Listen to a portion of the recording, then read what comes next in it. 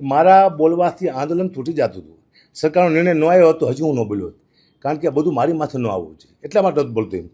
પણ આજ તો રહેવાનોને કીધું બોલ નાખીને કે હું મરી જઈશ, હું ગઢી છું, હું ચારણ છું, બને ત્યારે સત્ય બોલવાની કોશિશ કરું. સ્ટેજ માથે પણ હું કોઈ ખોટું નથી બોલ્યો.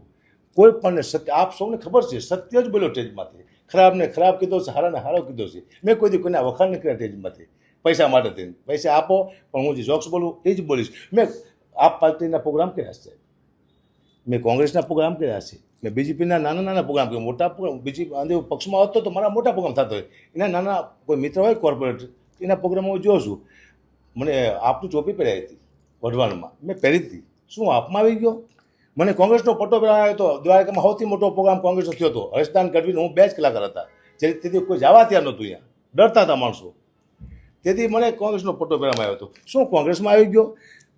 વિમલ ચોરાસમાં સોમનાથ બાજુ છે કે ત્યાં હું ગયો તો પ્રચાર કરવા માટે. પ્રચાર એટલે હું કોઈ એવો પ્રચાર નથી કરતો કે તમે આ નેતાને જીતાડી દો.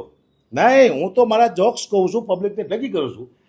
નેતા આવે તારીની સાથે વાત કરશે કે આ મારો મુદ્દો છે. એટલે બીજેપીમાં પણ આ કંઈક રામ મંદિરના કંઈક હતું, કંઈક એની હું શુભેચ્છા દેવા ગયો હતો અને મને પહેરાવ્યું તો મેં પહેર્યું. હું તો પહેરું સાહેબ. અને મેં એમ પણ કીધું કે સરકારે બહુ સારું કામ કર્યું છે, હું સરકાર સાથે છું, ક્યાંય મારી વાણીની જરૂર પડે આપ મને યાદ કરજો. આમ હું પક્ષમાં આવી ગયો ભાઈ, કારણ કે ખબર ન હોય જ્યાં સુધી ખેડૂતોને, ત્યારે અમુક માણસો ખેડૂત સુધી આવી વાતો પહોંચાડતા હોય છે આવા ફોટાની. તો તમારે આપનો ફોટો પણ મારો રાખવો જોઈએ. તમારે કોંગ્રેસનો મેં ખેર પડ્યો હતો એ ફોટો પણ રાખવો જોઈએ. ખાલી બીજેપીના ફોટા ચલાવવા રાખ્યા. અને હું પક્ષમાંથી આવ્યો હોત તો આંદોલન તોડી નાખ્યું હોત મેં. આટલી રાહ ન જોતી. આટલી રાહ હું શું જોઉં? માત્ર ખેડૂત માટે, કે મારા 100 કરોડથી ઉપર ખેડૂત છે, એ બધાને એકવાર ન્યાય મળી જાય ને પછી હું આ જાણ કરું.